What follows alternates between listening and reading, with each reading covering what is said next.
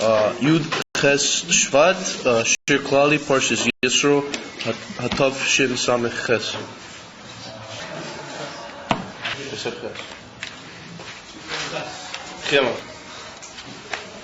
All right, so turning to Shmos chapter Yud Tes.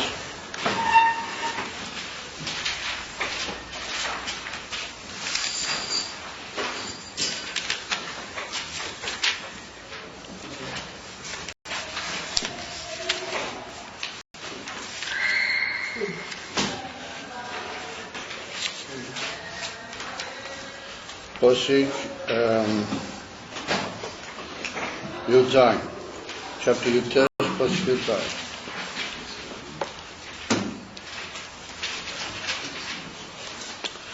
But we're in the middle here of the preparations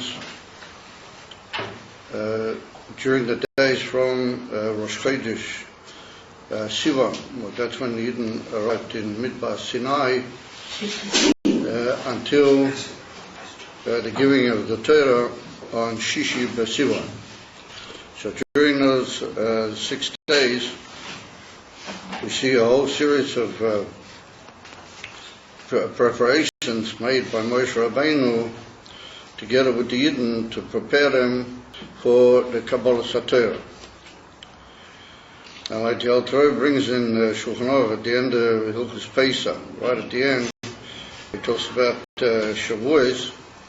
The Alter Rebbe brings it, Miyom Rosh Chodesh, Miyad Moshe Yisrael, V'Sasik in Yisrael, to busy himself with the Yidden, L'Hachinam, to prepare him for the Yidden for Kabbalah Torah.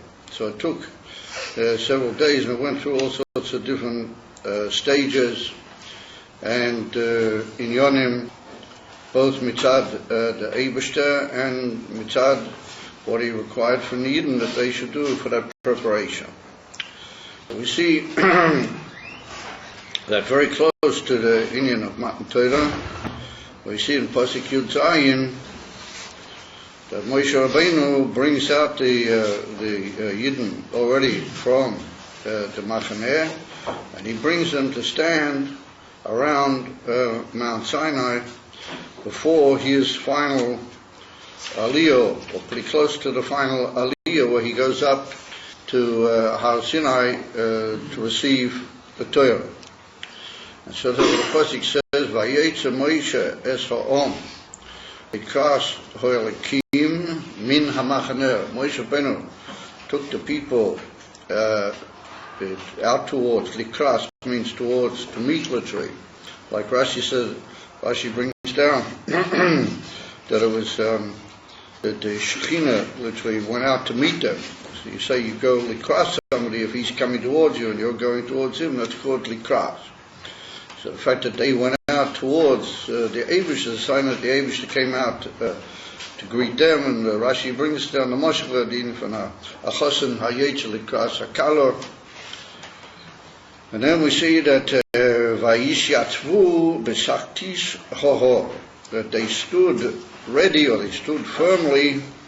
Lishyatsev means to stand in an organized and firm way. B'Saktis Hoho, in the bottom of the mountain. Saktis means the bottom portion of the mountain. And then it goes on to say that the Har Sinai, Ashan Kuloi, that the whole of Har Sinai at that point was covered with smoke. So Rashi says, "Besaktis haha." What does it mean at the bottom of the mountain? The word taktis means that if you've got an entity, then it's got a rosh and a high point, and taktis means its lowest point, or even underneath it. So therefore Rashi says, how can they stand right at the bottom of the mountain? That's almost a physical impossibility. So therefore Rashi says, Lafi Pishutai, according to the simple meaning, Baragle haha, it means that every mountain's got what they call the foothills. Yeah, ragle means the feet, literally the feet of the mountain. So every mountain, before you go up onto the essential upward area of the mountain, you've got what's called foothills, got these raglaim around the mountain.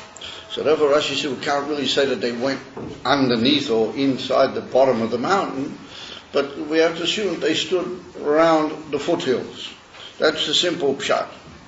Umedrashe, however, medrashic interpretation, a more interpretation by way of drush, shenitlash hahor, that the hor was torn up from the ground.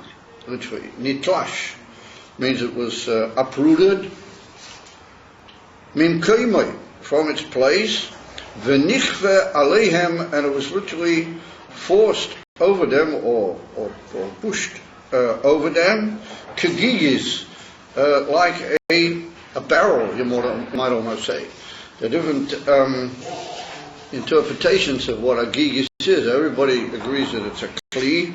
Rashi brings in the Gemara, I was going to mention the Gemara, Rashi brings that it was a kli they used to make beer in. It was like a vessel that they put sheikha. What sheikha was it's what we call beer, because it wasn't made out of hops or whatever they make a beer out of nowadays. But it was something like how do you call it, an alcoholic type liquid that fermented, and it was called sheikha. So Rashi claims that they used to make it inside this big heavy kli, like a barrel, and that's called a gigis. Others say that it means like a wash tub or any sort of kli that's got walls around it. So Rashi says that that's the medrashe. Now that's a pretty amazing thing, that the whole of Mount Sinai was rooted up. That nitlash was torn out of its place, and it was brought down on top of the Yidden, and it covered them like a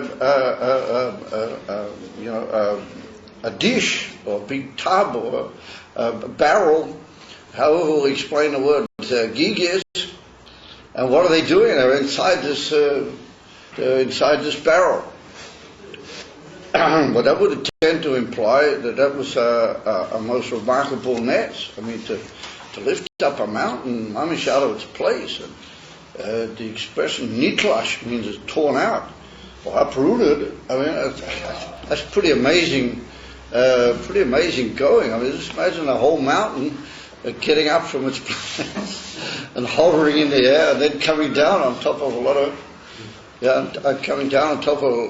of peoples.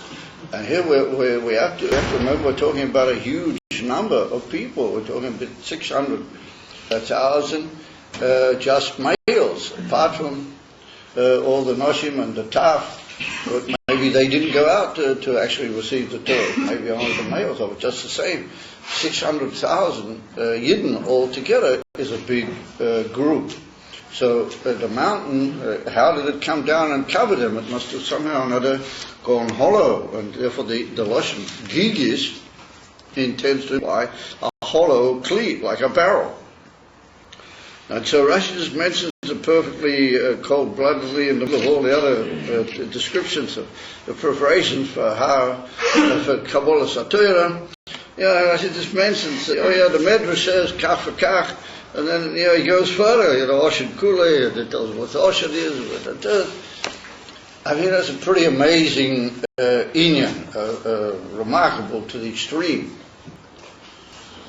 So, ask yourself the Shaila, why did Rashi feel that he had to bring that medrash? I mean, when he said Batachti Sahar, meaning the raglayim of the har, then he's got a good basis for that, Rashi. First of all, like we said, 600,000 people surrounding a mountain can't very well stand at the bottom of the mountain or inside the bottom of it. The taktiyas, they can only stand around the raglayim.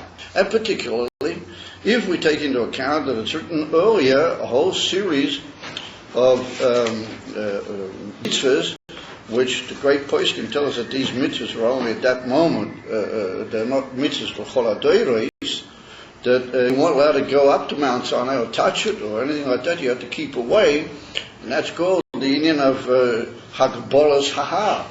And there was 3 days of this union of what we call the Shloishes Yemei Hagbola, that you had to keep away from Mount Sinai. You weren't allowed to actually even touch it.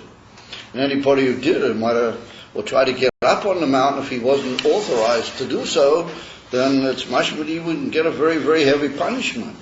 And it was only Moshe Rabbeinu and Aaron and the Kohanim, what Rashi says they were the Bechoros. There's a whole big discussion in the great Poskim who these Kohanim were. Who were these Kohanim? Because hadn't yet been the actual Matan Torah, and therefore Aaron and his generations hadn't been chosen to be the Kohanim. So who were the Kohanim? So Rashi's told us on numerous occasions earlier that the Bechoros, the firstborn, they were the Kohanim. Well, they were allowed to go up onto Mount Sinai, but only they were given permission, and even then there was like stages. The Kohanim only went a certain way, then Aaron went up more, and then Yeshua accompanied Moshe Rabbeinu up higher, but even he didn't go up with Moshe Rabbeinu on the ultimate point where Moshe parted from everybody to actually go up and receive and speak with Hashem on the top of the mountain. So from that we see that only very chosen people and individuals were allowed onto the mountain. But everybody else couldn't possibly even touch the mountain. They had to keep away tremendously strictly from the mountain. Otherwise, they might be chayav misa achmonim mitzvah. So therefore, Rashi has got a good basis to say that tachti sahar can't very well mean right inside the bottom of the mountain or touching the bottom of the mountain, because they weren't allowed to get near the mountain. They weren't actually allowed, all the people weren't allowed to actually touch the mountain. How much more to get close to it? And we find that the Ibn Ezra says the same thing, where the Ibn Ezra says that what it means. But tachti sahar, he said it means close to the har, but at a slight distance from it. Because he says this is a mitzvah from Hagbolas Hahar, you're not allowed to get close. So therefore, it would, in simple terms, it will mean that they had to stand at somewhat of a distance, but they were already close to the mountain, and they were at the bottom. So therefore, that's called Tachti Sahar. However, Rashi says that that's fine. Yeah, so therefore, a lot of justification for Rashi to say that it means just the Raglei Hahar, they call it the foothills. However, why does he feel obliged to bring this quite mind-boggling medrash that he does? We have to say that Rashi felt, maybe in simple pshat, Raglei Hahar didn't quite fit with the word taktis, because the word Raglei Hahar is a way of talking in Old Lashon Kodesh, the type of Lashon Kodesh we find in Scripture. So had it really meant only the foothills, it could have said, the foothills. But it says taktis, or that tends to indicate right at the bottom or even inside, underneath the mountain. And therefore Rashi felt obliged to bring something that would get us underneath the mountain, as it were. And therefore he brought this, what he calls medrash, b'derech drush. However, maybe we could say even more, that there's something in this drush which is essential to the whole understanding of the hachonas to Matan Torah. And this being a very key hachana, as we'll see as we go along, that Moshe brings the Yidden out, and they're all standing ready, waiting for the Gila, and therefore it's written immediately after that, Har Sinai was full of smoke and the whole thing, and that there was tremendous Gila Alakus, and Moshe Rabbeinu goes up onto the Har, and that's Matan Torah.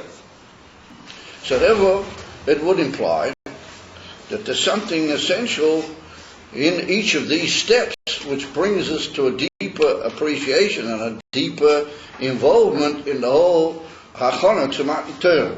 So therefore, even though it's a derech drush, it's not mamish im pshutei, at a simple meaning at the pasuk, Rashi felt that he had to bring that as well, not only just to get out of the difficulty of the word taktis hahar, but there's something essential in this particular move towards Matan Torah, which involves this whole concept that happened here, and there's something tremendously significant in the whole thing that happened when they got to Takti Sahar, that the Har literally moved out of its place and came down back upon them, and they were literally inside the mountain.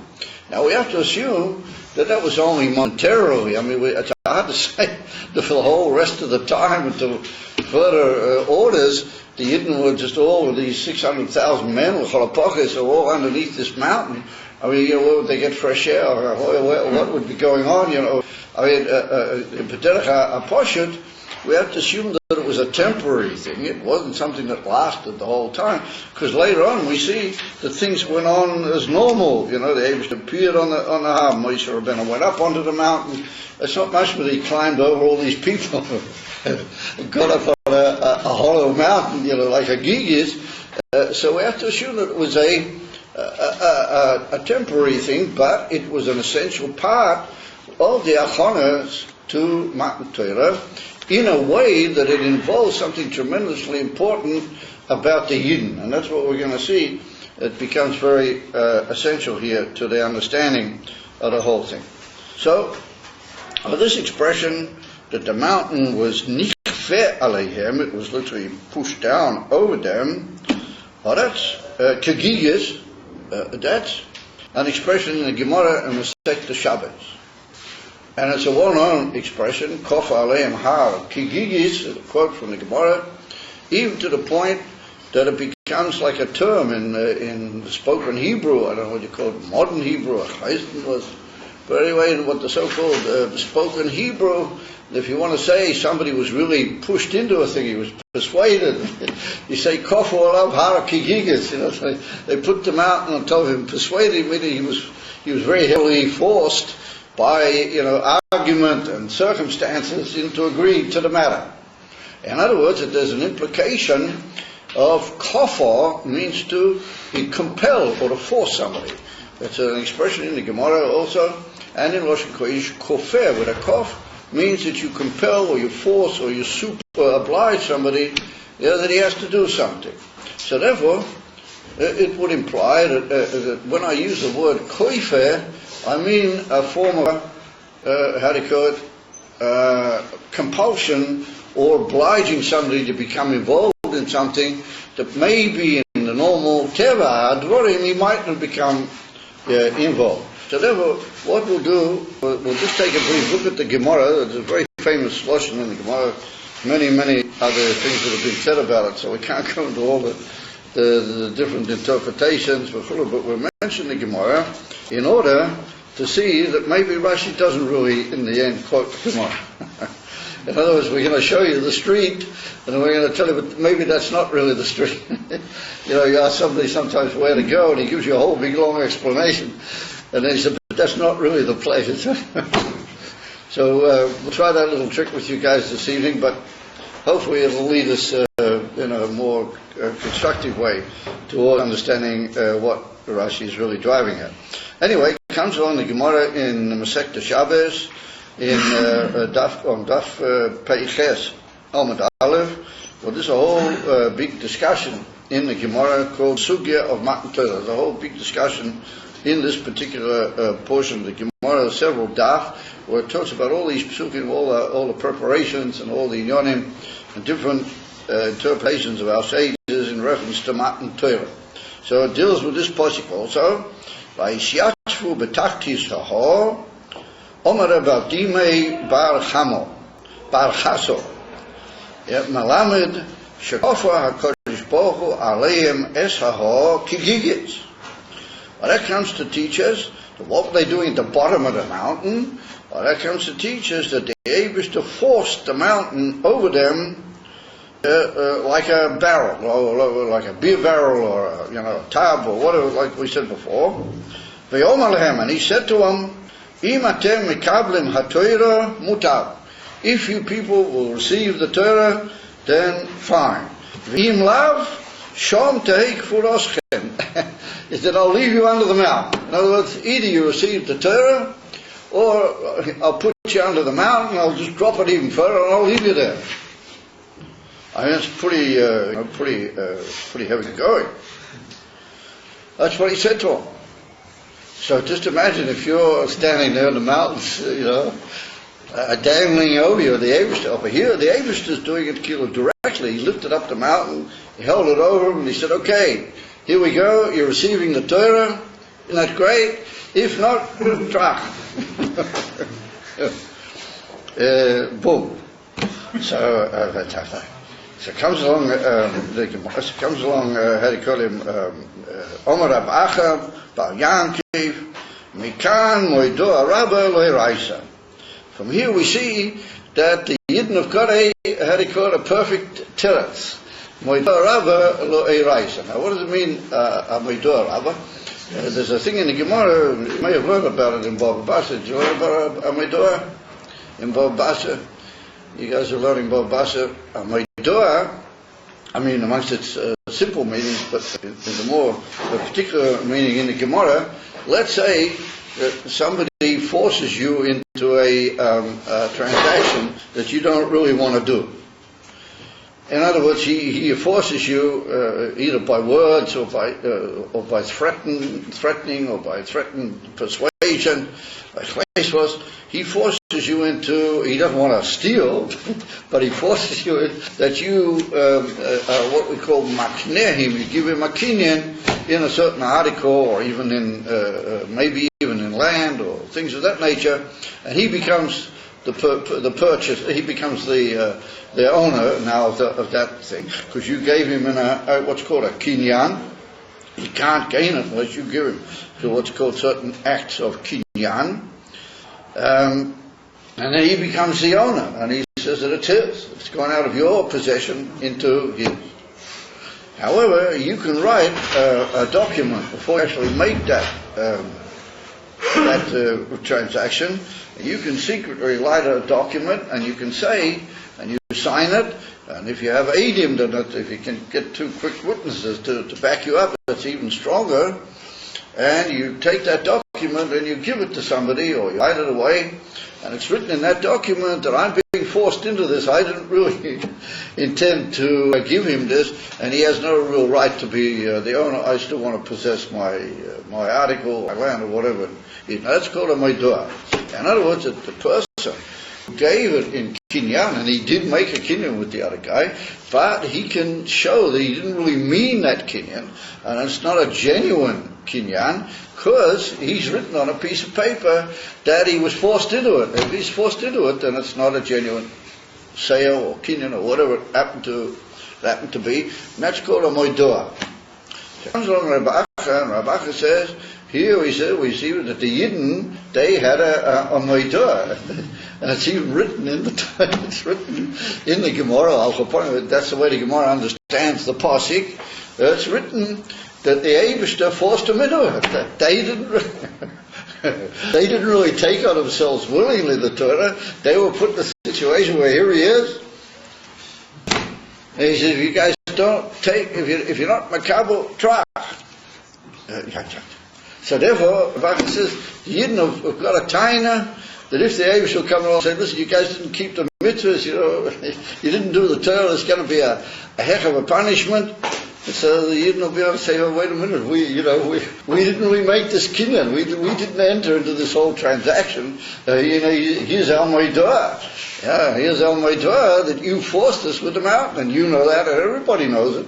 And therefore, we can't be held responsible, even if we didn't keep the Torah, because we didn't take it willingly and baratzon. We didn't take it with our own will, but we were forced into it. That's what Rabbi Yankiv, or Rabbi Yankiv, that's what he says, that the Yidden have got a time. And the Gemara seems to be quite happy with that. So then comes along Rava, or some people say it should be Rabbo. It depends on certain Girusois in other places, etc. Afu Pikain, he says, Hodo Kiblua Biyamea Chashverish.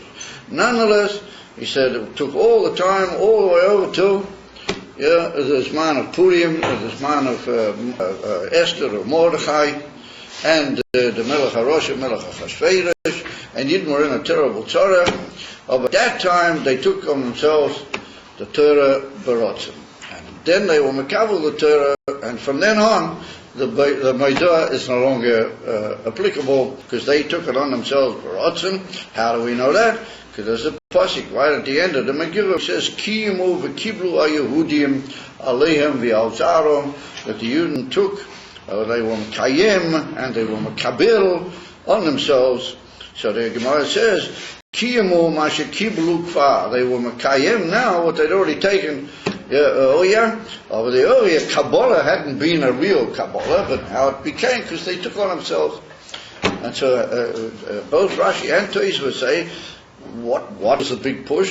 Because of the tremendous ness of the ava that they felt to the Eibusher, which had the ness of Purim, so they decided from now on they're no longer obliged, they no longer remember that mountain sitting over them. Now they're taking it on the Ratzon, and from then on. So then the great misfortune, what about all the generations between Torah and then?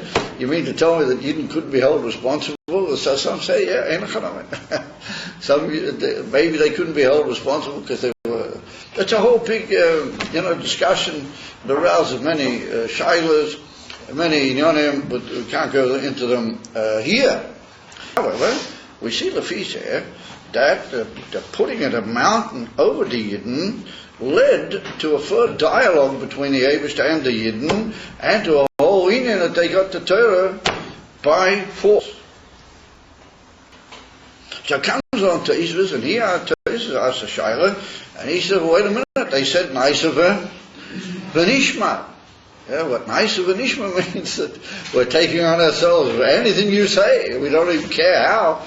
Just Naisa, first of all, we'll take on ourselves anything you say, and then afterwards we'll learn about it. I mean, you couldn't have anything more deliberately willing than that. So how can we say here? So therefore Tosfos says that the inyan for Naisa v'nishma was before this happened. Now why did the Eibusher force them? Because we're going right to the moment of Matan Torah, and the Eibusher was worried that they'd see all the fire and all the other. I mean, he could have avoided that by not making it. But anyway, for some reason he did want to make it, there'd be all the fire and all the other inyanim.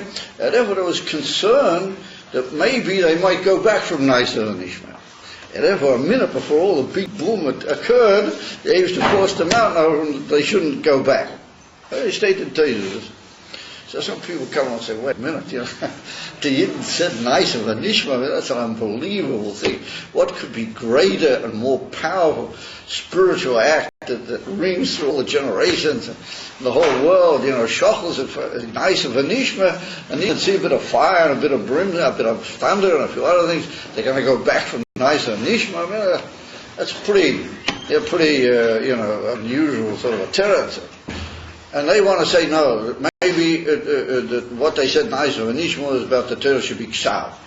Oh, but the Torah should Baal Peh, that was another thing. For that, the Eibusher said, the Torah should Baal Peh is a huge amount. So in other words, maybe in the Torah Baal Peh, they might say, wait a minute. That's what he said. Therefore, on that, the Eibusher forced them. And said, listen, you guys have just got to be covered. There's different terutzim in the great Rishonim about that one. So we see that this whole inyan leads to a dialogue that was based on a whole series of amazing shilas,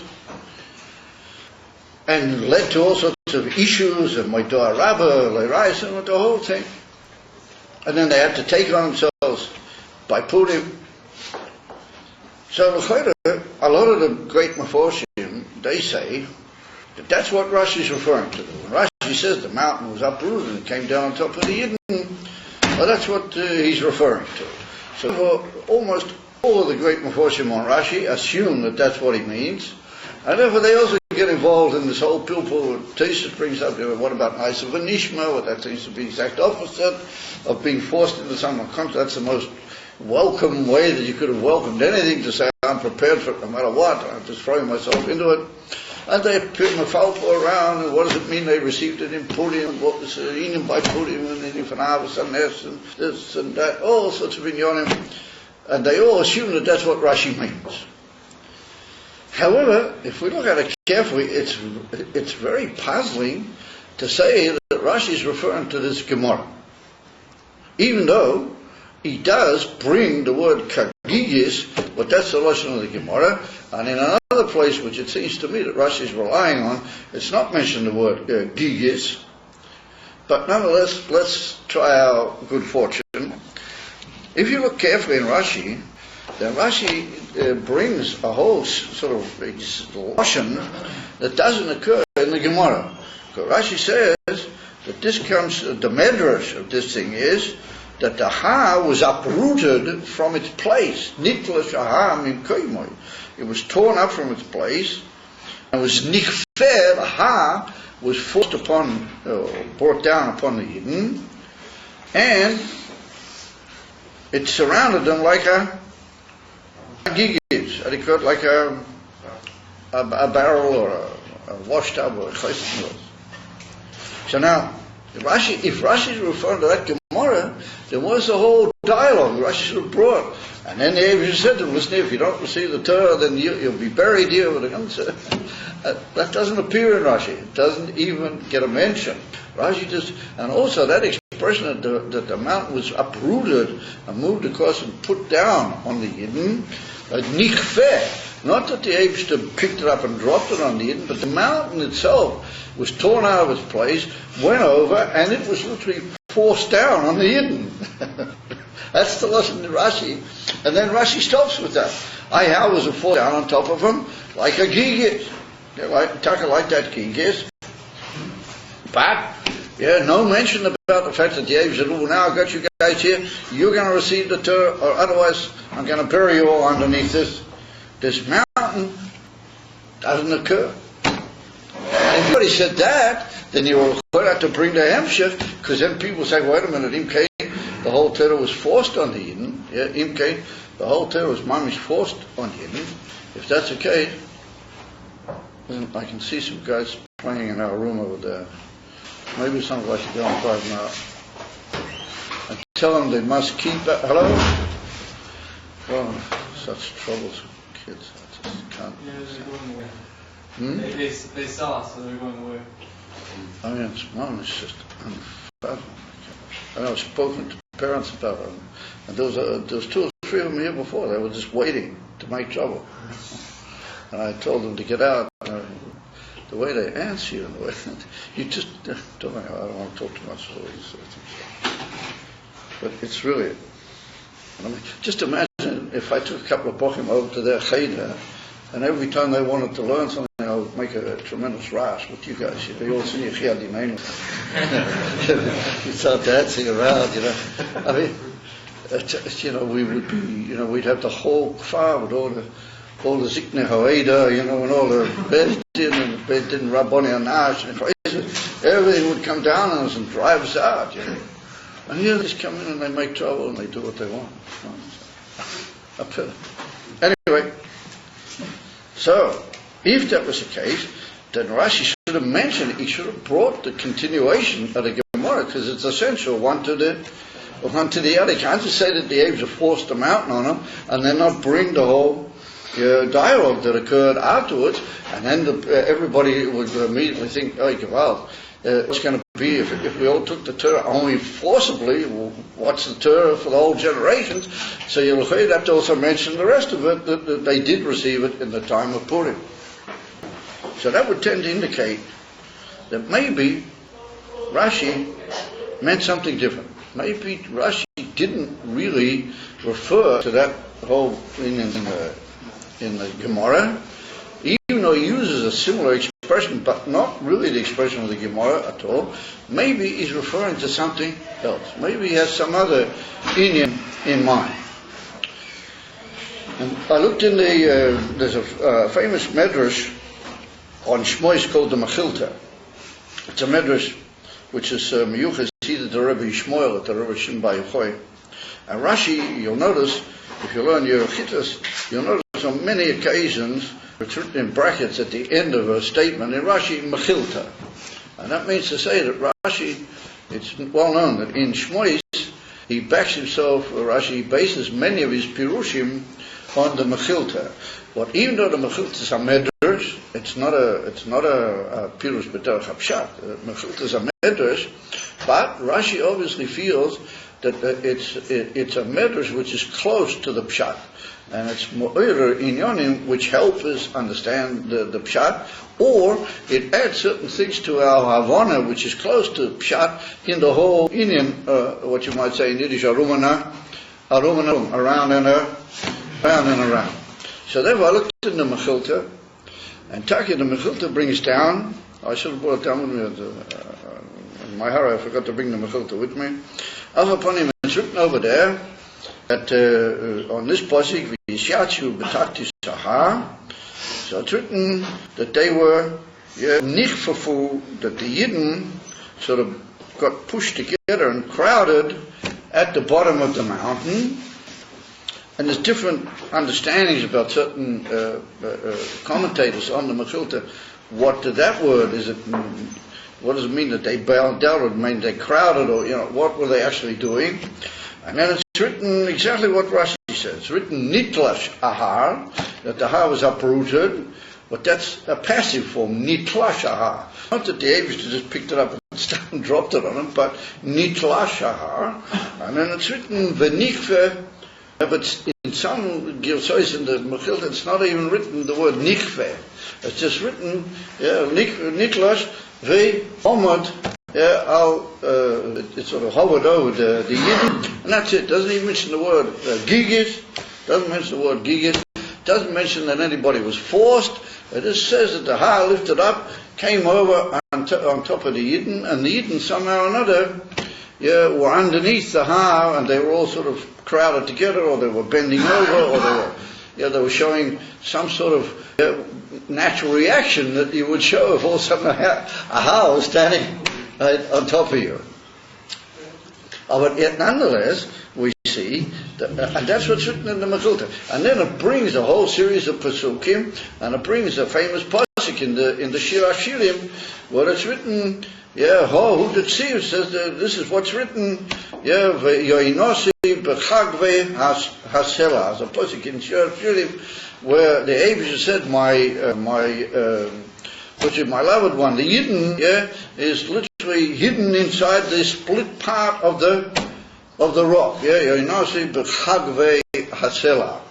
In other words, that's like a praise, that the Abish are praising the Yidden. Oh, you see, they're hidden inside my big rock. In other words, somehow or another they're hidden inside my mountain. And then he brings, the Mechilta brings the continuation of that pasuk in Shir HaShirim, where the Abish says, I want to hear your voice, and I want you to speak, and all sorts of praiseworthy psukim that tend to indicate that this was a great tainug that the Abish had from the fact that these Yidden were standing underneath this mountain, and he said, oh, see how wonderful and how beautiful they are, I want to hear their voice, I have what they have to say, in other words, it doesn't mention anything about the Abish and listen to you guys, either you receive the Torah, I'm going to bury you here, nothing like the Gemara at all, a difference, right, in the whole oifen of approach to what happened with the mountain and the Yidden being, as it were, underneath it. And the Mechilta is also bothered, obviously, by the fact that it's written Takti Sahar. How can you get underneath the bottom of the mountain? You can't really do that, because how are they going to fit in there underneath the mountain? And secondly, there was a nisa not to get involved with the mountain Beklaw. So maybe that's why Rashi stresses that this whole mountain turned into a kli.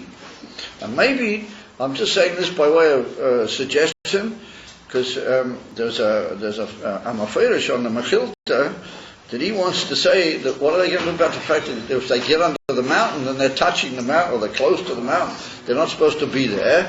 So he says they stood in the air. He says the word yitztoifafu, which is used over there in one of the Gilsois of the Mechilta, can mean like in the Beis Hamikdash, when the Yidden came into the Beis Hamikdash, they used to be crushed. I mean, you remember it's written in that they were Eindim Tzfufim, and so it's brought down in the Batanura, the great Meforish on the Pirkei Avos.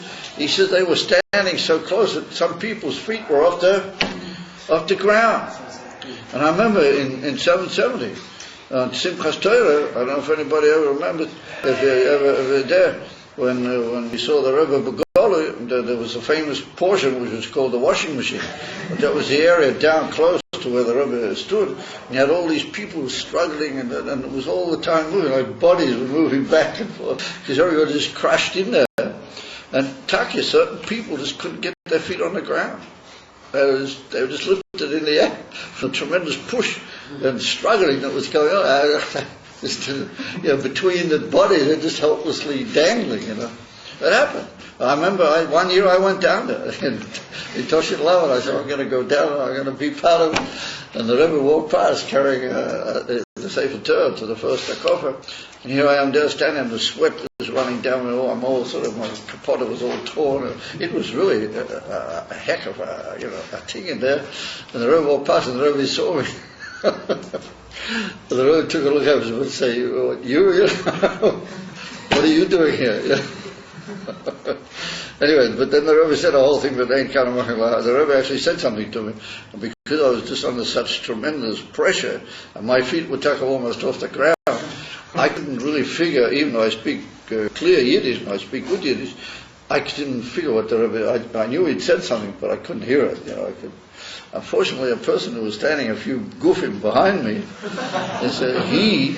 he did understand what the Rebbe said.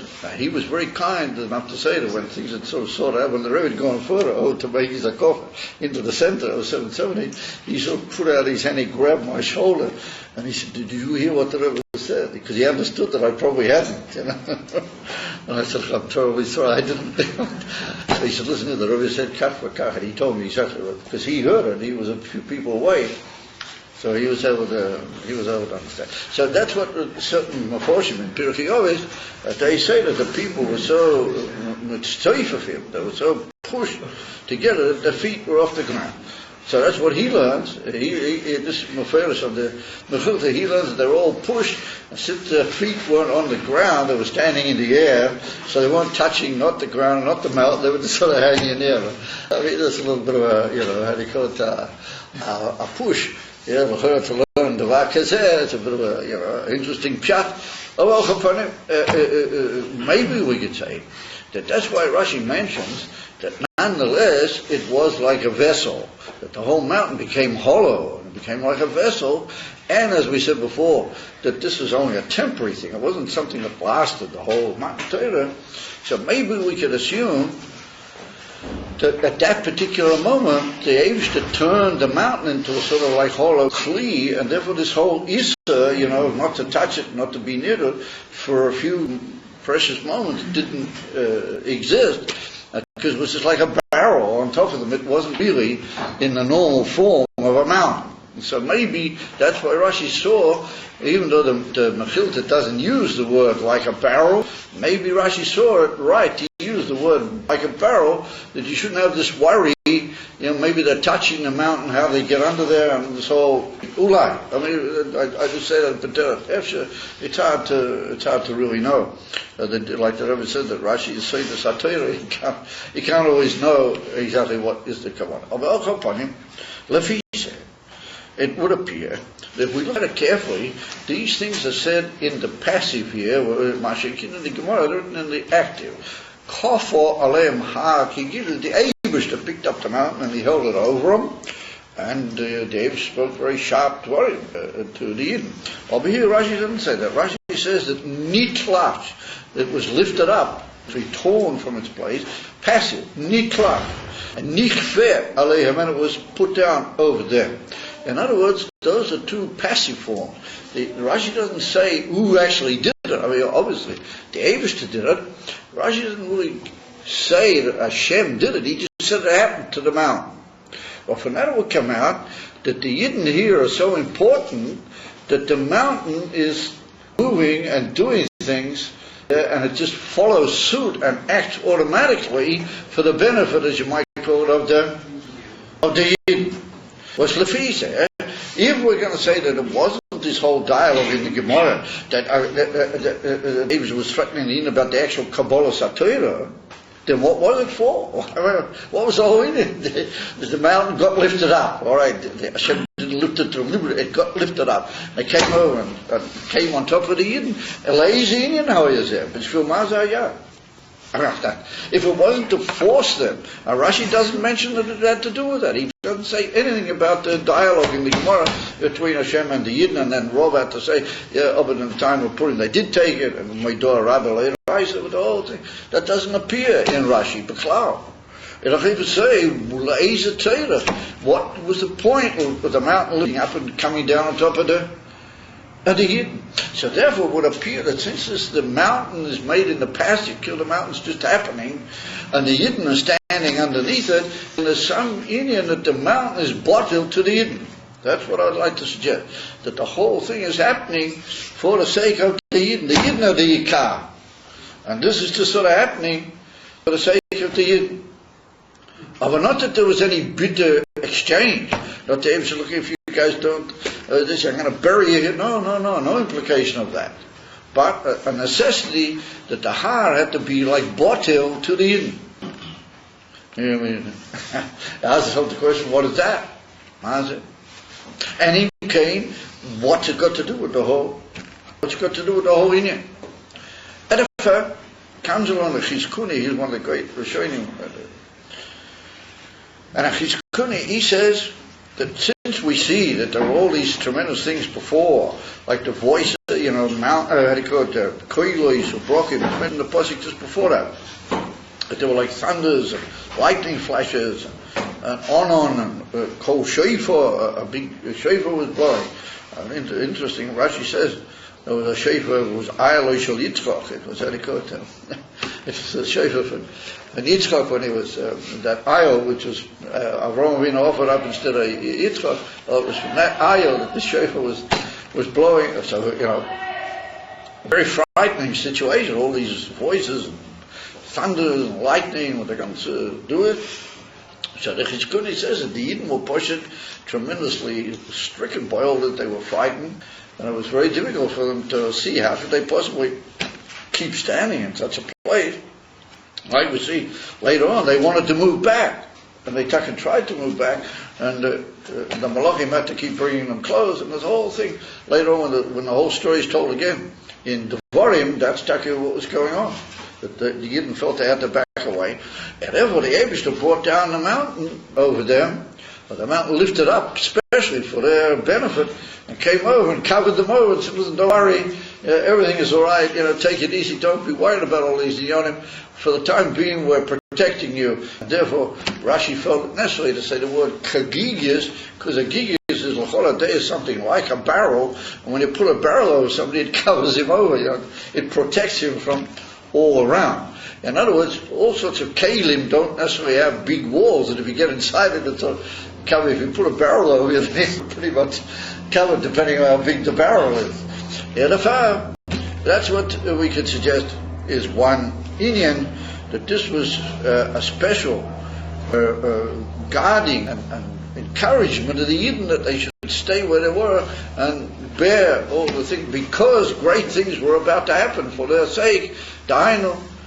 The actual giving of the Torah. And so when they saw that the Eibishter protected them from all sides, and he even made an unbelievable nace for their purpose, that they shouldn't get, is therefore they managed to, at least temporarily, hold out, and they was able to be the actual receivers of the Torah at the moment of the giving of the Torah. So therefore that would make sense. It's like a preparation for the whole union of the giving of the Torah. But Lefi Zekunto is that it doesn't have to do with what the Gemara said, that how do you call it, there was a very sharp dialogue with the Eibishter said that this is forcing you to receive the Torah. No, on the contrary, the Yidden were only too anxious to receive the Torah, but they said, how a human being hold out in all these unbelievable conditions, that if they needed some protection. So the Eibishter gave them this miraculous protection, and that's what gave them the strength to move forward and be makabel, and stay, as it were, and be makabel the Torah. That's what we suggest, b'derech hapashtus, b'derech hapshat. However, if we look at it a little bit more deeply and a little bit more like into the whole premise of the Indian, and sometimes it's well known, in order to understand Indian, and even in simple scripture, we need to borrow on Chassidus, we need to borrow on a deeper level of understanding. And therefore Rashi says Medrasha. If he would have just said this is the simple pshat, then we'd have been somewhat limited. How go we go bothering on Chassidus and bringing Chassidus into it? And Nochazol Kinyonim, when Rashi himself said that this is just Pshuta Shel Mikra. Oh, but the fact that he said Medrasha, that this is a Medrash, well, that takes us into a higher level where we have the right to maybe bring in some higher ideas, and some deeper ideas, because Rashi himself said that this whole thing was a Medrash. And maybe that comes to indicate that there's some very important part here in this union, in the whole preparation for Matan Torah.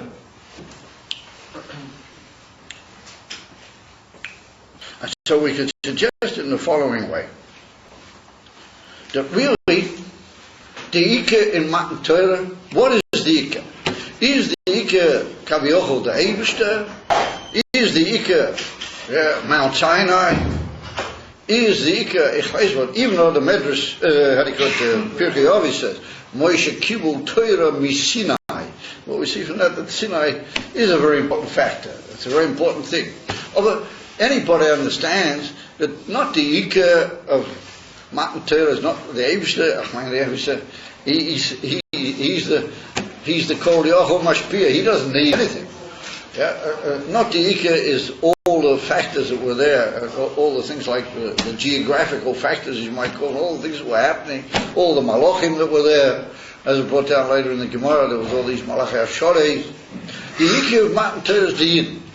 The whole Indian of the Ike, the whole Indian of Matan Torah is the fact that here's a people that the Eibush is about to choose them unalterably for all the rest of eternity, that they're going to be his chosen people. And what is the purpose of that chosen?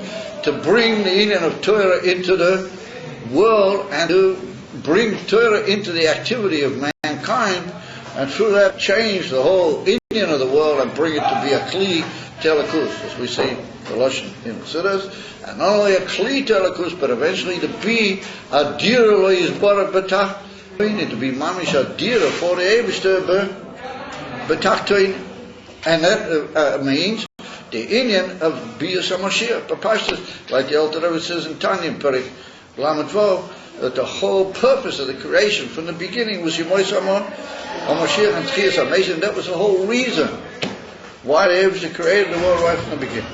And remember, who is the Ike here in the Ganzer Indian? The Ike is the Yidden. The Yidden, they are the ones that are the center of all of our attention. They're the ones who are being Makabel the Torah. And they're the ones who are the Ike of Matan Torah. The whole Kinyan, which takes place in Matan Torah, is Ike for the Yidden. And the whole purpose of Matan Torah is through the Yidden to spread the Torah into Dira B'tachtoin. And therefore, what Rashi is, we could suggest, what Rashi is saying, is that this particular Indian, that Moshe Ben took the Yidden out like a color to meet the Chosin, but that's the Indian of Nesuyin, what that also, or Al Kapanim, in the beginning of Nesuyin, but that eventually leads also to generations ad ein seif, as it brought down also in Chassidus, or that culminated in an Indian of the mountain turning into a vessel. The mountain turned into a vessel, and it was makif the Yidden from all sides, at least for certain moments prior to the Indian from Matan Torah. And that was mitzad, the tremendous milah of Yidden, and the tremendous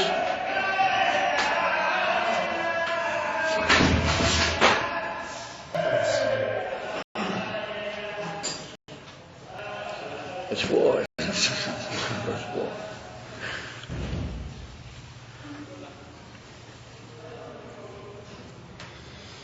Unfortunately, I don't think it'll. The only way is to push it apart. But you can't do that around here if you were to do it. Next thing you never hear the end of it. But anyway, it's so the Yidden Adiyika. Edifa, Rashi says that all of these things happened in a way that the mountain became completely botel to the Yidden. The mountain was nitlash. It was torn out of its place, and it moved over, and it came down, and then the Mechilta said that brings all sorts of psukim which talk about the great praise of the Yidden and how the Abish almost yearned to see how they looked in such a situation. And that brings us to another understanding, even what the Gemara says, at Kof Aleim HaKikigis, that'll bring us to another understanding, and maybe a union of all the Inyonim together in a way that maybe there won't be such a big difference between what Rashi says and what the Gemara says, and that's why he links the Lashon of the Gemara together with what he says, even though they're not necessarily one and the same thing. So, I'm sorry, we'll have to go off the class.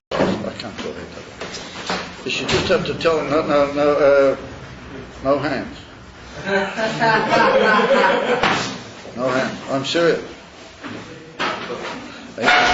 If you tell them if they don't go away, then we'll call the police or who knows what.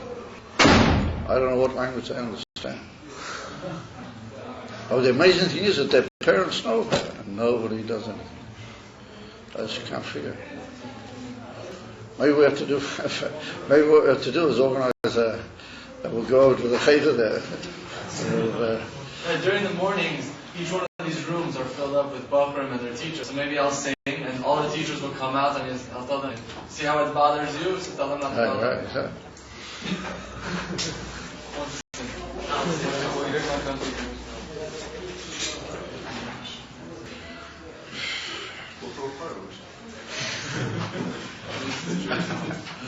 So is anybody here from Kocha? But maybe somebody who can find out what their names are. No, these are the Bachrim. Huh? These are the Bachrim.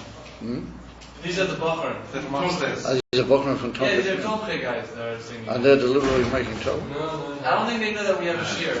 They don't have any Seder tonight. Were they small kids or big guys? They're small kids. Originally small kids went away and big Bachrim came. Normal group. No, but I'm asking you a serious question. Don't just joke with me. No, small kids, and there's small Bachrim and they're the older Bachrim. Right now, the people who are singing Bachrim. Yeah, those are kids. Huh? No, they're not kids. They're Bachrim. Bachrim. They're Bachrim. Yeah. And they know that we have a class in here? Of course, I told them. 2 times. See, that's the hashpah that they get up there.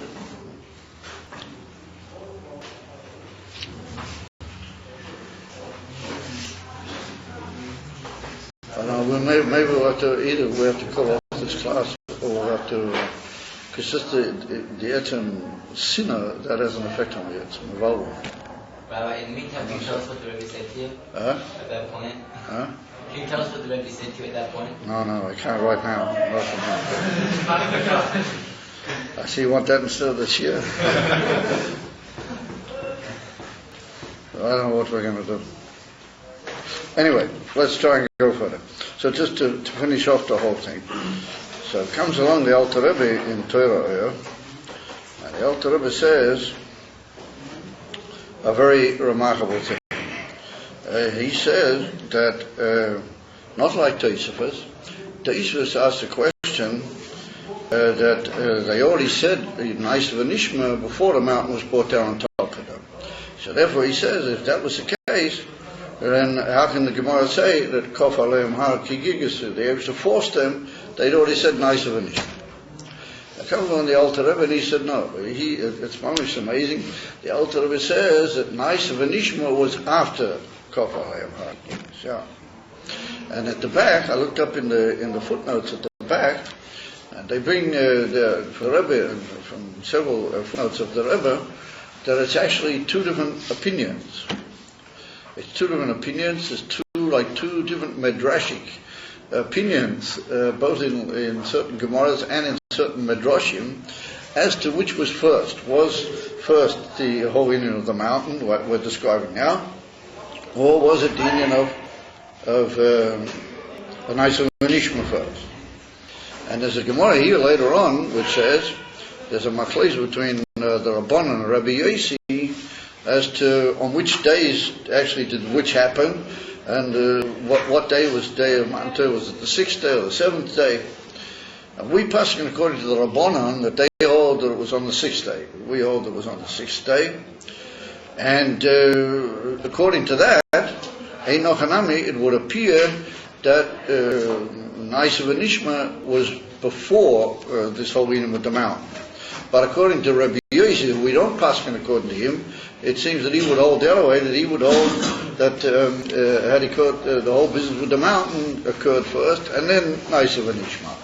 But it's hard to say that the Alter Rebbe basing himself on that, because he wouldn't go according to an opinion which is not really ultimately accepted in halacha, and he himself brings down in Shulchan Aruch according to the Rabbanan, not according to Rabbi Yosef. And over the Rebbe with great, his unbelievable computer, which was the Rebbe, not a computer. The Rebbe brings that there's these other medrashim that they hold that it was a different seder.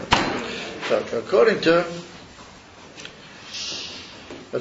the Alter Rebbe,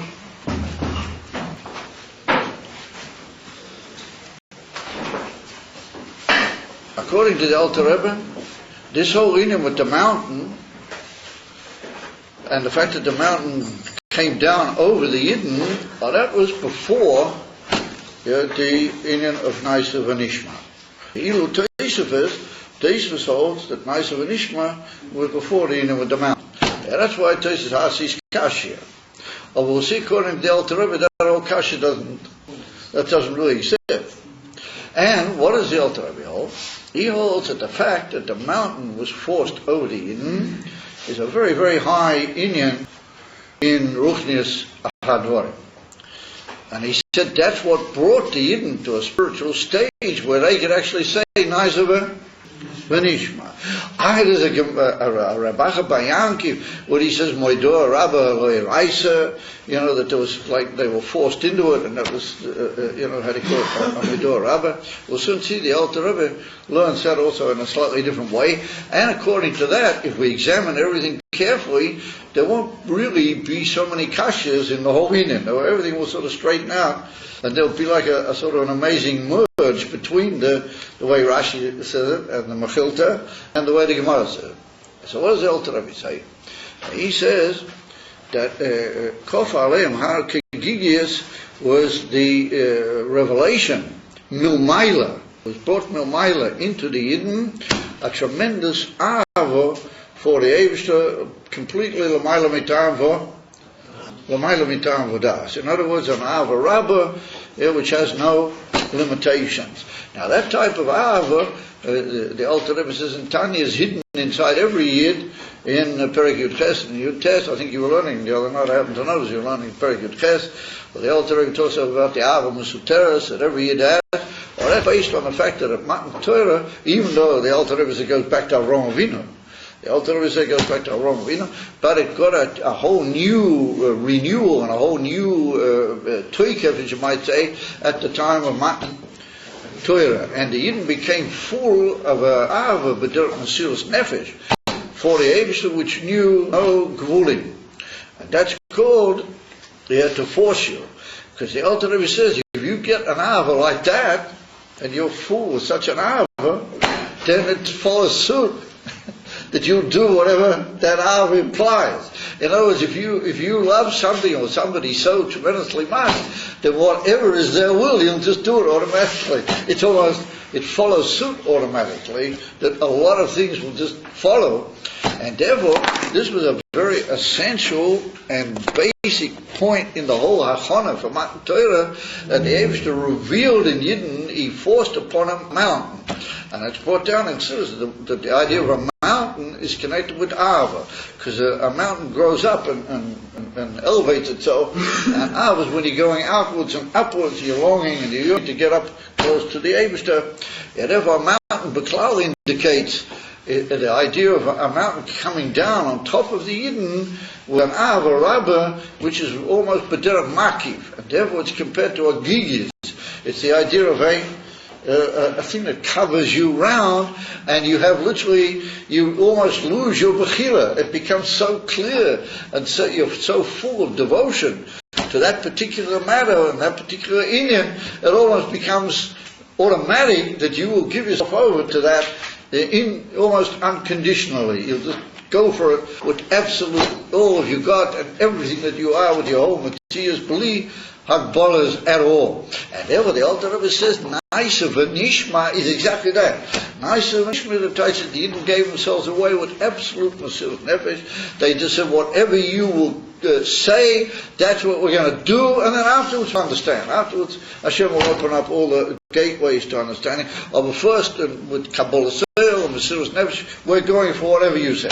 The Alter Rebbe said that's a result of this whole union of the mountain being on top of them, that they got this unbelievable ava to Hashem, and it just followed, and it ran one into the other, that they said, Nishma. It was an order, almost, what you might say, this one followed that. And there was the Alter Rebbe, that's the usage of the word gigis, because the word gigis implies l'chol pirushim, something that comes down around you. Or this was an ava gedola kokach, that you can't go b'pnimius at the beginning into the ornament, so massive that it affects him b'deret makyu, but it affects him with these whole materials, and he becomes swept away in this unbelievable aliyah b'deret shuka to be one with the Eibishter, and then the shoyv, you might call it, the coming back into realities, is saying Naisa v'nishma. In other words, Naisa v'nishma follows b'deret Mamela. And we have a master, a young man that he recently stood under the chuppah. Well, that's the Alter Rebbe is an amazing thing over there. He says that's why we say in the blessing at a marriage we say Baruch Hashem Kaddish Am Yisrael Alidei Chuppah v'Kiddushin. Alidei Chuppah v'Kiddushin. That's the blessing that the Rav makes when he's marrying a couple under the chuppah. So the obvious question is, the first of all you give kiddushin and then you go under that's the proper seder is that first kiddushin and then chuppah. But the way we do it is unusual. We bring them under the chuppah first and then they make kiddushin. But in the Gemara, if you look carefully, you'll see that first of all there was kiddushin. That's the way it used to be, and then they went under the chuppah. But nowadays we do it pure altogether, but first and foremost they walk under the chuppah. So the Alter Rebbe said it's exactly that. He said that's exactly bedugmas Matan Torah. This is in Torah. Exactly that's what happened in Matan Torah. First of all there was this chuppah, there was this gigis around them, and that brought them to this most unbelievable commitment. Yeah, absolutely, with their whole self. They just went out with their kalim completely. And then there was the union from Kiddushin, and Kiddushin was Naisa and Ishma. Then they actually practically linked together, and they became one. That was the union for Naisa and Ishma. And that's the union why we say Chuppah with Kiddushin, even though in Etzem HaHalacha, the Kiddushin are really prior to the union of. And in the old days, that's how it used to be. In the old days, in the Gemara said that first of all, a man used to be Makadish Aisha, and then they went through a certain amount of time, and she taught his Aishish to a certain extent, even though they didn't actually live together. The union of Chuppah, that's what brought them as an actual couple able to conduct their lives together. But we do it all together, and not only that, we step under the Chuppah before we even get a Kiddushin. So it's an amazing, I can show you in Torah, the Alter Rebbe says, why is that? Amazing question. He said, why do we step under the chuppah? He said, because that's Matan Torah. That's what happened by Matan Torah. I said, therefore, according to the Alter Rebbe, it's all another Seder. And therefore, the whole kasha that occurs in Teshuvos doesn't occur. You can't say, well, wait a minute, they already said nice. No, they didn't. First of all, it was, the Inif and Ha, Aleim, and then they said nice. Then was something so nice. And he says that the whole Inif and Moidor, Rabbi Raisa, that Rabbi Yanki brings, the Alter Rebbe said that was another Inif. Why is that called a Moidor Rabbi? He said you brought them to such a situation where they couldn't do otherwise. He said if you have an hour like that and you become full of such an unbelievable chukka to the Abel, he said you just automatically do it. And that's what Rabbi Yanki, that's what he taught us. He said, listen, this whole thing was a forced thing. And when he says the word moidoah, it's not like a taina in Nazikin. He means it just had to be that way. And so therefore, it's like a question, sof kosof, what's the mile of that? It's not such a big mile. And therefore the Gemara said, oh yes, they have the other mile of having taken it on themselves also. When was that? But Yemei Purim. In other words, if Yemei Purim, nothing was Begol. It was the Yidden from Hell of Esther, and none of the Yidden were Moise Nefesh, or that was no Maila. That's another Shleimus, another perfection in the Yidden from Kabbalah Sater. But not that the Loshem Moido or Rabbi Leiraisa means that the whole thing was blown. No, it was understood that that's a Zamatrei Kilu. Where's the Tatlis Mitati Milmata Lamaila? Therefore the Gemara says, oh yeah, there was Milmata Lamaila also, but that was generations later, and that was in the time of Mordechai Esther. But not that the Yidden from Moido or Rabbi Leiraisa implies that the whole thing was Kilu Botim. It's an amazing Indian. Lafi there, it could tell you that all the Inyanim linked together in a different way. And what's said in the Gemara is still like a result and a teitzah which comes out from what was hidden in this whole idea. The mountain being put over for the first time, that was a positive thing. And it was all for the sake of the Yidden. And that's what Rashi's Maram is. That's all in the passive. It all happened because of the Yidden. Bring him to this point of this unbelievable devotion, which is called Ahava Rabba, or what the Alter Rebbe calls in Tanya, the Ahava Mesutera. Well, it's well known that Ahava Mesutera is a tremendously powerful Ahava, because we see later on can even bring a mensch to Hoyelesia, the necessity for that, to bring him even to the from called Kiddush Hashem, but Mamish Benot. And it's a very, very powerful Ahava. And that's all hidden in this whole concept of what Lafi said, that the whole Indian happened to reveal the unbelievable Maila in Yidden and in their avoidance and in what they represent. Whatever Rashi writes it all in the passive, that this was a tremendously positive thing. It wasn't, like a challenge between the Asians and you guys, if not bull. Well, there is such an opinion. But Rashi doesn't have to bring all the opinions when he's dealing with what he believes to be the Pshutis or Mikra, and therefore Rashi believes that this is an essential preparation for Matan Torah, because it reveals the Maila of the Yidden, and the Yidden, as we said before, they're the Tachlis. And therefore Rashi's Medrashay, this is B'derek Drush, the whole secret to all these things that are going on around here. It's all for the sake of bringing Yidden to commit themselves in Azar Minoyev. And then eventually, Einochanami to say even nicer than Ishma, but that's more B'derek Momatala, Lamai. Edifar, comes along, I tried to look up in certain places, and all of a sudden I found in a Sikha, in a different place altogether, I found a footnote from the Rebbe, where the Rebbe says, just very briefly, he said that what Rashi says here, when they get to Medrashay, Hitl Shahar Mim Koimoy, Zel Aharish Shiboshon Shel Yisrael. It's all to show the great love that the Absh has for the Jewish people. The Rebbe. And he said, well, and not to mix it with what the Gemara says, but really what it is. So when I saw that, I saw the Bull Hashem. I didn't go off on the wrong path. No, Einochanami. That's the way the Rebbe understood this Rashi also. And now I looked further in that Sikha where he brings that footnote, and the Rebbe says at the end, but if we're going to learn like the Alter ones in like we just said, that the whole thing was really the mountain coming down over them like a cleave, was this Indian from Milmaila Lamata to arouse in them the Indian Arab, then it came from the Eibishter, what's the big Maila? And that's what the Gemara hints at, we're going to have Milmata Lamaila. So why did we start off in such a way that it all came from the Eibishter, and then we waited later, and who knows? Yeah, Isa V'Nishma was like the beginning of it, but that was still under the effect of the Ava. The Emerson Isa V'Nishma was by Purim. Why did it have to go like that? So over there, the Rebbe says an unbelievable thing. It shows you the inside of the Rebbe Melech Mashiach into these Indianim is just unbelievable. So the Rebbe says that if the whole of Matan Torah and the whole of the preparation for Matan Torah would have been based only on what men do. In other words, if it would have been just based on the fact that Yidden said nice of an Ishma, and that's a tremendous thing.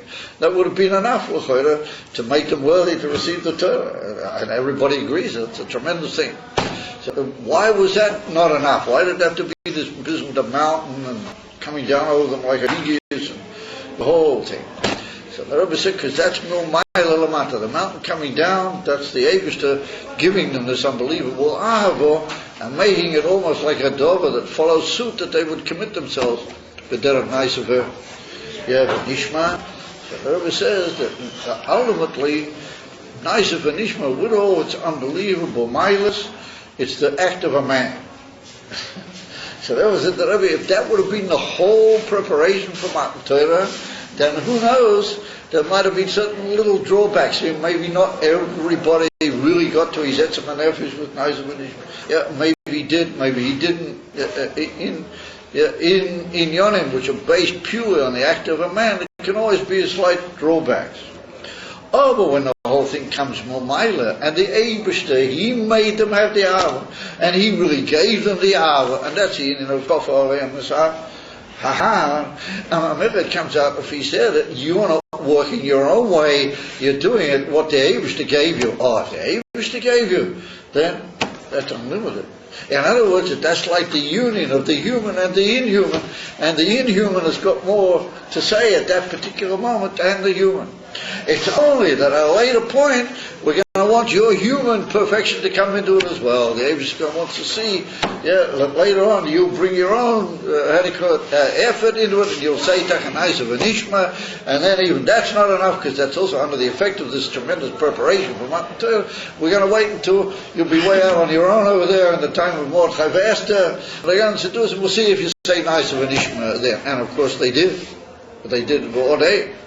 And that was because, that's what the Alter Rebbe writes, because it was put into them in an even from Belig Wu by the Eibishter himself at the beginning. And that's why Rashi brings that in here, because Medrashay, this is tremendously important to show you the whole Achon and Matan Torah, that there had to be this coming down of the mountain over the Yid. I'll leave them alone, it's already becoming too much.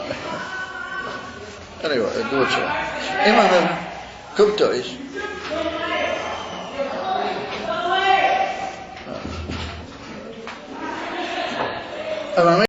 It follows the Fisher that the whole Indian is the Ikar. It came no Mailala, Lamata, and then the Eibishter waited for that extra shlemus that should come mitzad the Odom. And that's very important to round off the whole picture. But the Ikar Veda of a Yid right from the very beginning is not his own koyches, it's the koyches of the Eibishter. And there was this Indian, the mountain came down over them. I like the Alter Rebbe, it's like it's a very gashmistic emotion, like a barrel. And surrounded them, over that barrel indicates a Indian of Makif, a tremendous power which is put into you right from the very beginning. And it's not your koyches, it's the koyches of the Rabbeinu Shalom. And therefore you're unlimited. Once you're unlimited, then let's see how you function in the human sphere. Let's see you use that unlimitedness to do what you got to do. And that's really unbelievable. And therefore Rashi comes out of his way to say Medrashay in the midst of a whole series of Inyanim, which he's only talking about Hamshach, and always in Medrashay. And what he puts it is in the passive. It was all, as we said before, it was all the cause in the Yidden, their shleimus no mailala lamata. Amamela kein yesh lema. This is the beer in the whole of Rashi, and therefore we understand it that way, even though Rashi's not quoting the Gemara, and he's not concerned directly with the Gemara, but if we understand it the way the Alter Rebbe, and we go on a certain shittim and get to the Seder, Hadvarim, then we can also answer the Gemara. We can bring the Gemara into a whole, without necessarily asking Kashiyas and have to answer difficult Tiruchim. The whole thing fits into a whole amazing pattern of divine purpose.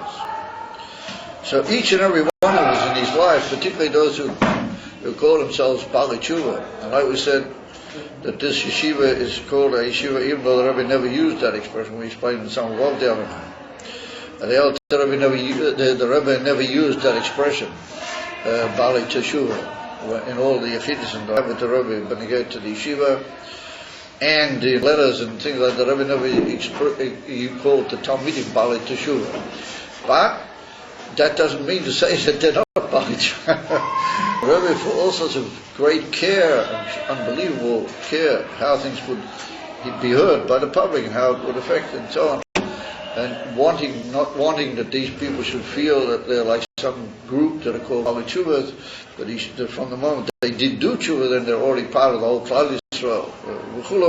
All sorts of tremendous reasons why the Rebbe didn't use that expression, but it doesn't alter the fact that our Talmidim are B'derech Klal need to be and have to be Bali Teshuvah.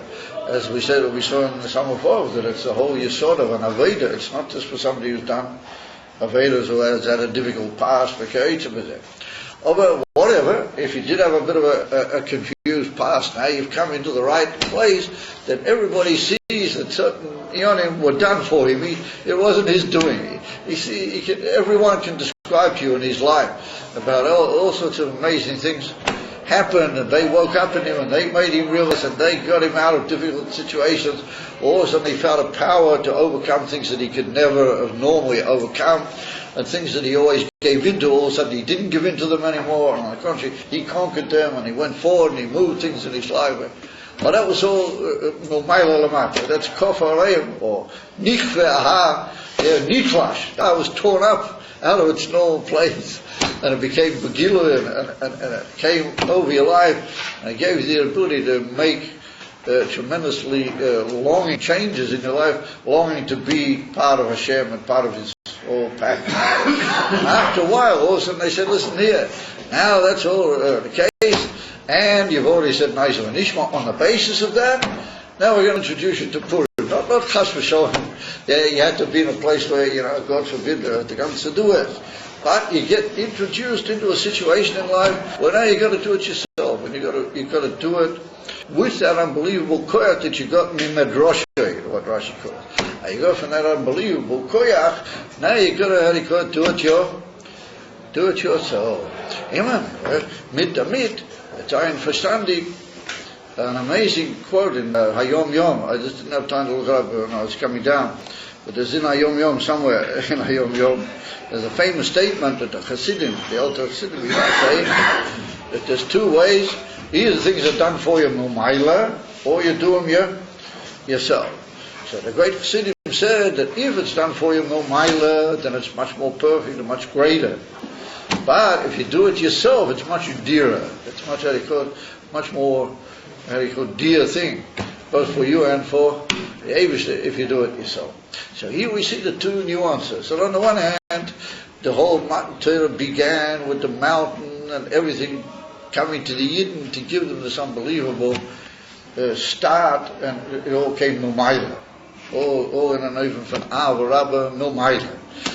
Afterwards, the Eibush said, listen, we wanted to have another type of shleimus, and that's a real emes shleimus, dainu, that they should do it themselves, and therefore there was the whole hemshech union of, like the Gemara brings, that afterwards, and you may more chayfas to chulu.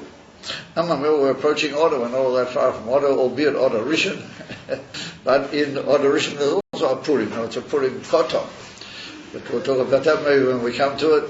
However, suffice it to say, we see that Hayom Yom, that's the Rebbe, he tells us that on the one hand, it's much higher when it all comes from Umayla, and it's much perfecter, but it's much dearer when you get cracking and do something tremendously, keyfully important to yourself.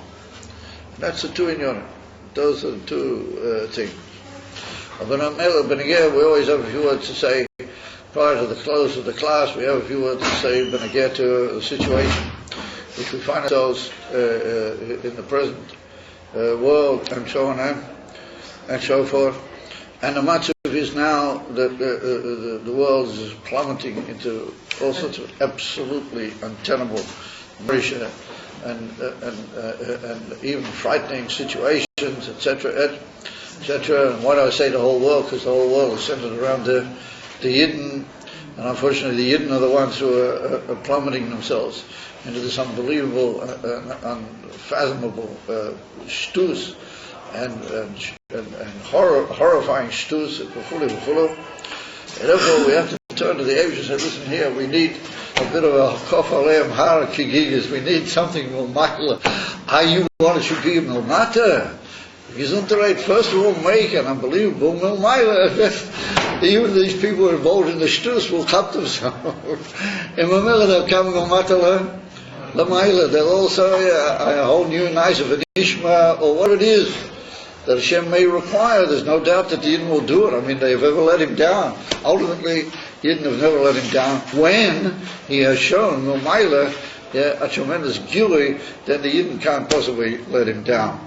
And Mamela, we're holding now by Azar Matzav, where we can turn to Hashem, where we can say, listen, you must show us a big gilui. There has to be, a whole big, what you might call, kagidis. There's got to be a big, tremendous gilui which will arouse in us the old ahava.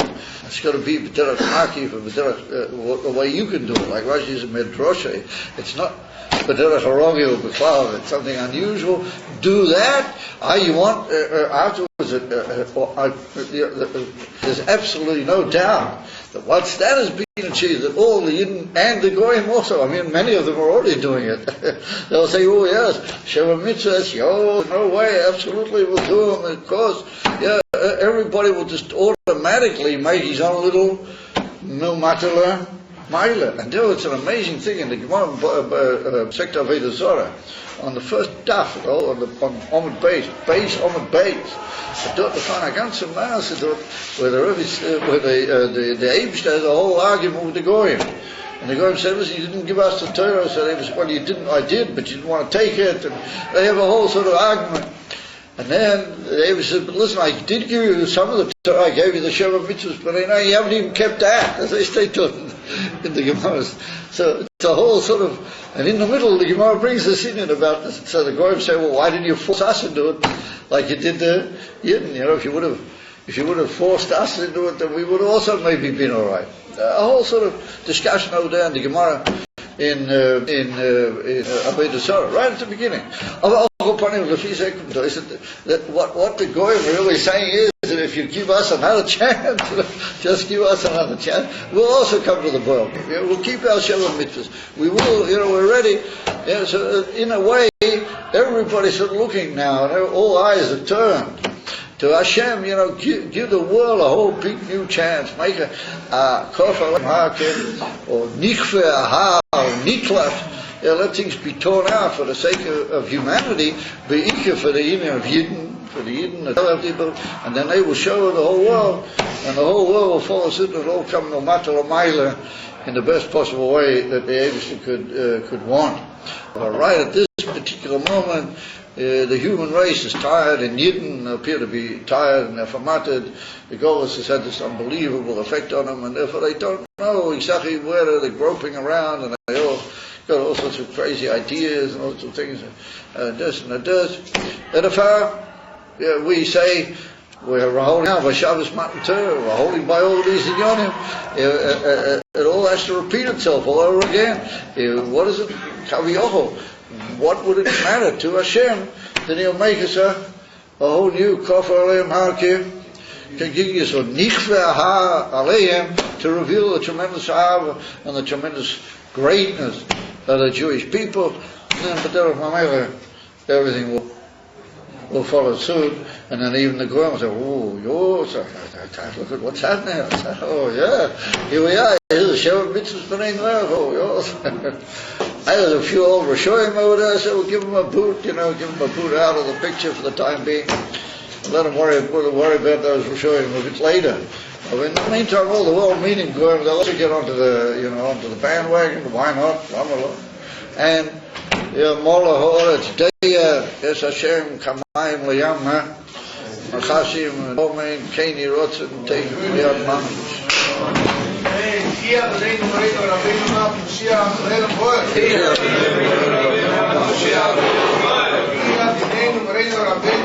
Mashiach